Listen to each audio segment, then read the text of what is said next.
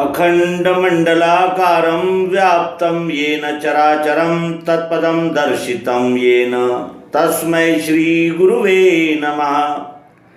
अज्ञानान्धस्य लोकस्य ज्ञानाञ्जनशलाकया चक्षुरुन्मीलितं येन तस्मै श्री गुरुवे नमः। विश्वरूप परमात्मा और सद्गुरु भगवान को सादर स्मरण करते हुए आप सभी मित्रों का अध्यात्म विश्व विज्ञान यूट्यूब चैनल पर हार्दिक स्वागत समादर करते हैं। मित्रों, श्री मायानंद जी चैतन्य इनके अनेक ग्रंथों में दिव्य दृष्टि से संबंधित विषय पर अनेक वक्तव्य प्रसिद्ध हो चुके हैं। श्री मायानंद जी चैतन्य लिखित ग्रंथ जिनका हम सदैव अवलोकन और अभ्यास करते रहते हैं, लेकिन वो एक ही विषय पर अनेक प्रकार के उनके जो उद्गार है वो अनेक ग्रंथों में फैले रहने से एक ही समय उनका अभ्यास नहीं हो सकता। और इस अड़चन को ध्यान में रखकर केंद्रीय अध्यात्म विज्ञान शाला के द्वितीय संचालक श्री आनंद चैतन्य, डॉक्टर आनंद चैतन्य, इन्होंने अनेक ग्रंथों में बिखरी हुई उनकी सूक्तियों का संकलन बुद्ध सूक्त इस नाम से हम विज्ञानी जनों के सहायतार्थ प्रस्तुत किया है। और इस ग्रंथ में भगवान श्री मायानंद जी चैतन्य इनके अनेक विषयों पर सूक्तियाँ हमें एक ही स्थान पर उपलब्ध हो जाने से किसी विषय का अभ्यास करने में अति सहूलियत प्राप्त होती है।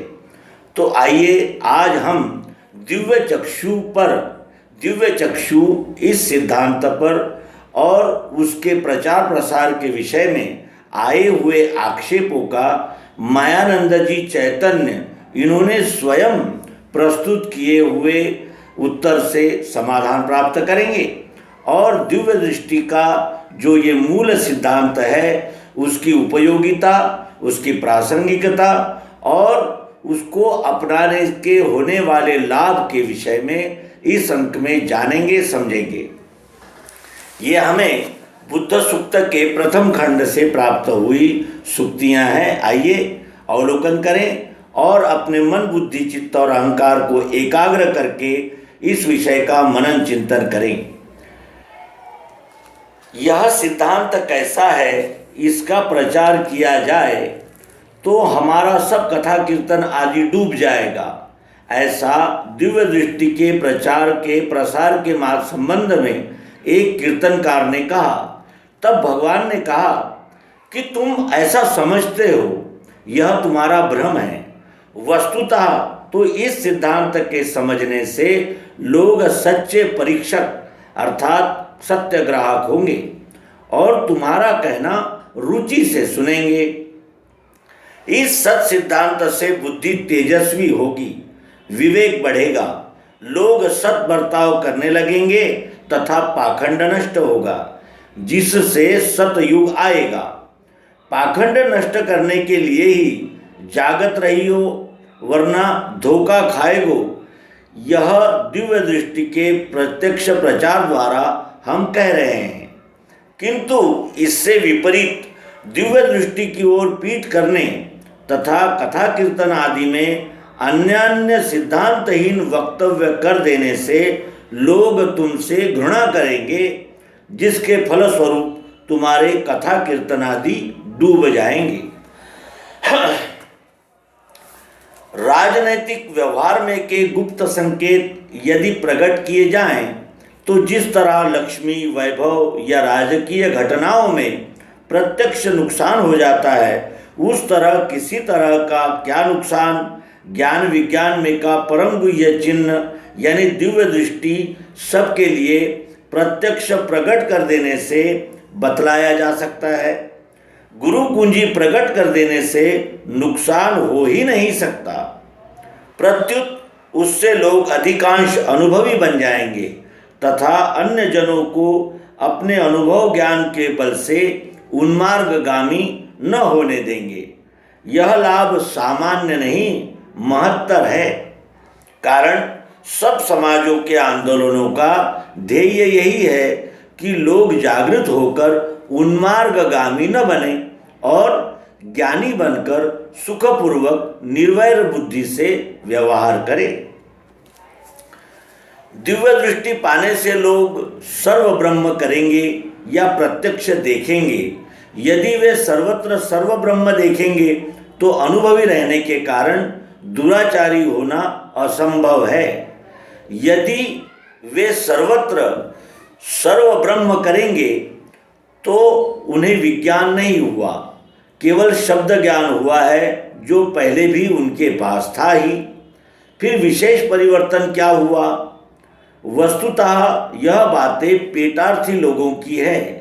यदि लोग विज्ञानी होंगे तो उनके दाम्भिकता से चलाए हुए पुराण, गुरुपुनों की चढ़ोतरी, मंत्र प्रयोग आदि सब पाखंड डूब जाएगा।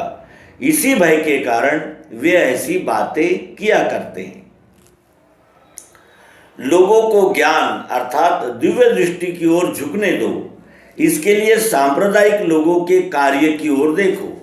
लोगों को सच्चे ज्ञान की ओर प्रवृत्त न होने देकर बंधन में फांसते हैं, जिससे वे अन्य किसी स्थान में न जाने पावे। ज्ञान भूमि शुभेच्छाख्या है, उससे अशुभ नहीं हो सकता। गोंड, भिल्ल आदि जाति के लोग भी इस सिद्धांत को पाकर सुधरे हुए आज विद्यमान हैं। ज्ञान से अर्थात अपरोक्ष अनुभव ज्ञान से यदि मनुष्य सत्यतः बिगड़ जाता हो तो आपना सारीखे करिति तात्काल, सद्गुरु तत्काल अपने सरीखा बना लेते हैं। माही पार्थ व्यपाश्रित्य इत्यादि सद्वचन निरर्थक ठहरते हैं। ज्ञान में का गुह्य ज्ञान दिव्य दृष्टि सबको प्रकट कर देने से उसका महत्व कम नहीं होता, प्रत्युत लौकिक दृष्टि से वह बढ़ता ही है। परंतु ज्ञान का महत्व इस तरह तत्वतः बढ़ना ही चाहिए, यह आवश्यक नियम नहीं। यूँ तो आस्तिक्य में पहुँचने पर ज्ञान का महत्व ही नष्ट हो जाता है। सत का गुण असत होना संभाव्य नहीं है, अतः जिसे दिव्य दृष्टि नहीं हुई उसे यद्यपि सर्व ब्रह्म इतना ही शब्द बोध होकर वह वैसे करता हुआ उन्मार्गगामी होने से उसका कर्म छूट गया हो तो अंत में वह भी तद्रूप होता ही है।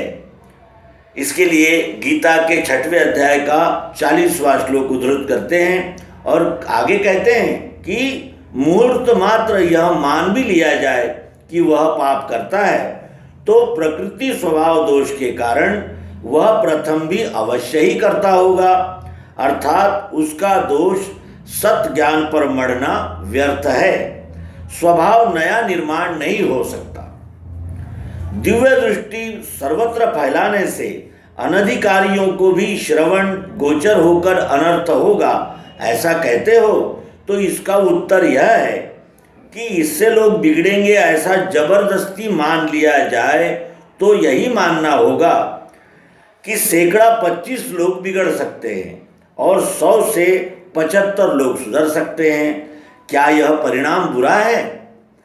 किसी भी तत्व में इस तरह का सुधारक अर्थात कॉन्स्ट्रक्टिव व विदारक डिस्ट्रक्टिव परिणाम होता ही है। 100 में 100 विज्ञानी बन जाएंगे, यह अपेक्षा व्यर्थ है। रामानुज आदि पुरुषों के द्वैत ज्ञान से एवं सतरहित सिद्धांत से जब नुकसान नहीं होता है ऐसा लोग ही मानते हैं, फिर दिव्य दृष्टि जैसे अंतिम सत सिद्धांत से वह होना ही असंभाव्य है।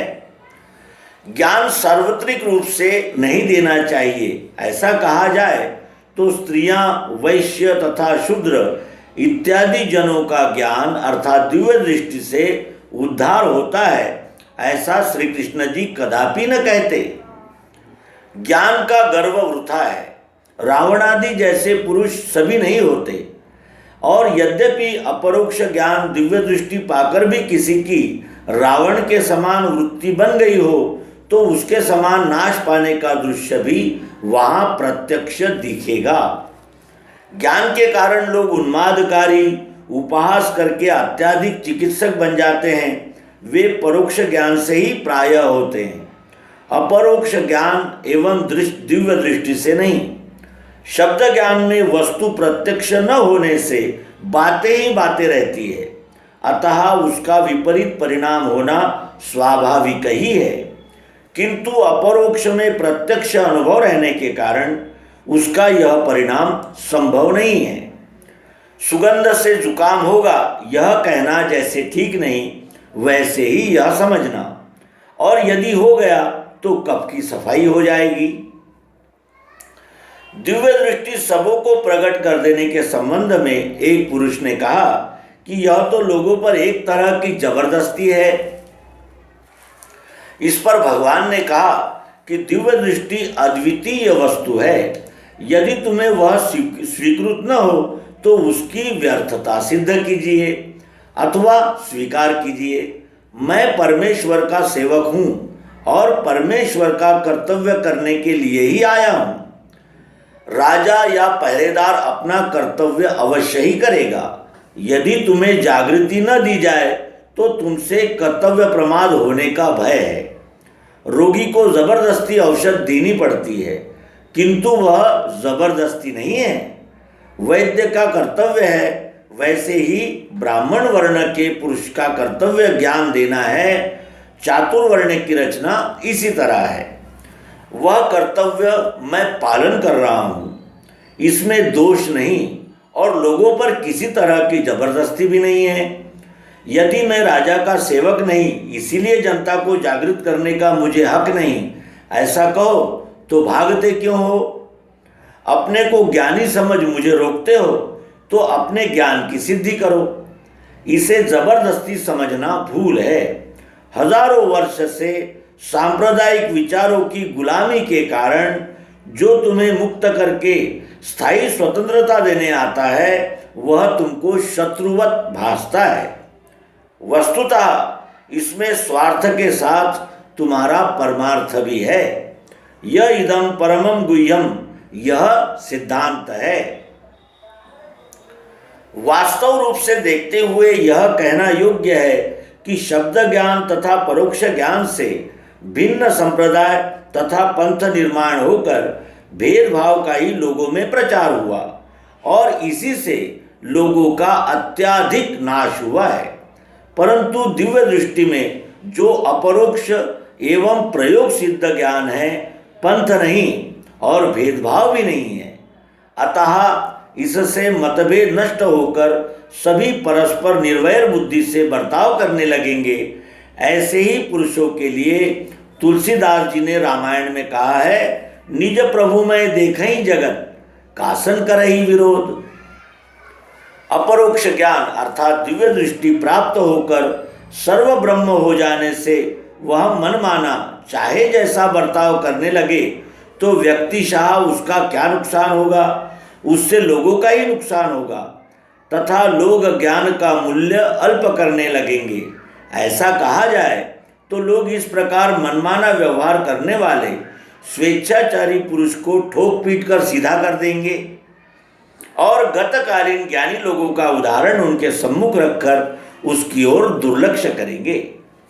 सबई सुलभ सब दिन सब देशु सादर सेवत समन कलेशु। यह तुलसीदास जी का विज्ञान संबंधी वचन मिथ्या नहीं है।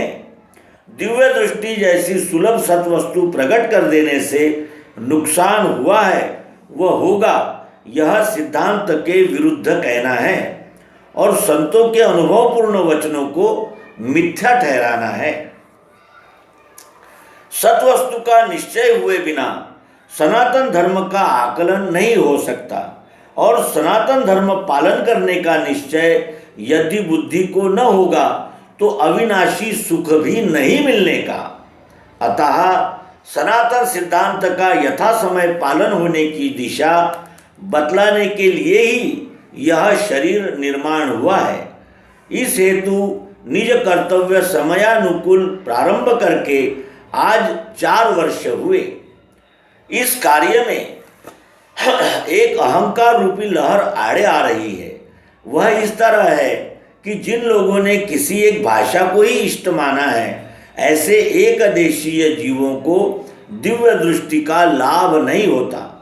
कारण यह है कि सर्वत्र प्रसार होने योग्य हिंदी भाषा को वे हीन दृष्टि से देखते हैं और ऐसे ही लोग उपदेश सुनने को नहीं आते। दिव्य दृष्टि का नाश किसी भी दशा में नहीं होता। दिव्य दृष्टि का नाश किसी भी दशा में नहीं होता। अपाय रहित दशा ही दिव्य दृष्टि है। दिव्य दृष्टि सर्वस्वरूप है। दिव्य दृष्टि सब त्रिपुटियों में है। 5 तत्व, 3 गुण, गुण साम्य, क्षर और अक्षर, आत्मस्वरूप सर्व है। यह प्रत्यक्ष होना दिव्य दृष्टि है। जिस युक्ति को जानने से आत्मिक आदि भौतिकादि विकास होता है, वह युक्ति दिव्य दृष्टि है और वह सद्गुरु द्वारा प्राप्त होती है। वस्तु प्राप्ति का दिव्य दृष्टि यही एकमात्र साधन है। दिव्य दृष्टि की स्थिरता से अमरता तथा विश्व कल्याण है। दिव्य दृष्टि, दिव्य चक्षु पत्र द्वारा नहीं हो सकते। उसके लिए सद्गुरु के सामने आना चाहिए।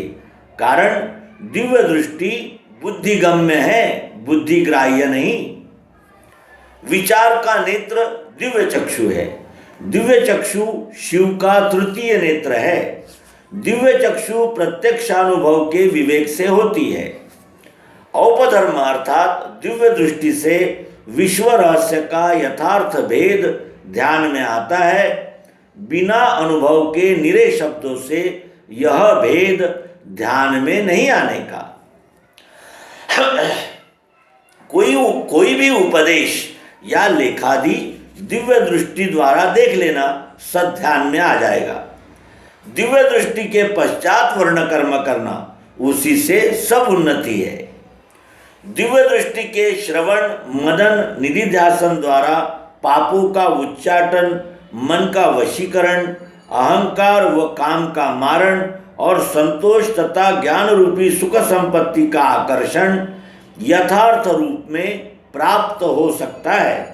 यथार्थ भाव के अतिरिक्त अन्य सब रोचक भयानक कल्पना ही है। लिखा हुआ चरित्र लेखक का ज्ञान देखकर किस भावना का लिखा है, यह दिव्य दृष्टि द्वारा यथार्थ जान लेना चाहिए। दिव्य दृष्टि का सार्वत्रिक प्रचार करने से अविद्यात्मक शोभा की अरुचि ही होगी, जिससे सांप्रदायिक भावनाएं दिन ब दिन कम होती हुई फिर स्वयंभू ईश्वरी वर्ण धर्म के अनुसार बर्ताव करने की लोगों को रुचि उत्पन्न होकर सच्चा अनन्य भक्ति का बीज प्राप्त होगा। कलिकाल के 5000 वर्ष अतीत होने के अनंतर अपने तपोबल से नर्मदा मुक्तिदायिनी होगी तथा गंगा अर्थात गंगा जैसी पावन करने वाली एवं सत ज्ञानदायिनी होगी और लोगों को पावन करेगी। यह श्रीमद् वेद व्यास जी का भविष्य दिव्य दृष्टि प्रगटीकरण द्वारा सत हुआ है। यह गुप्त भेद ही दिव्य दृष्टि है। विद्यमान समय में हमारा यही कर्तव्य है कि अधिकार न देखते हुए अपि चेदसी पापेभ्या, इस वाक्य के अनुसार दिव्य दृष्टि क्या है और प्रभु का स्वरूप कौन सा है, इतना ही दर्शित करना है।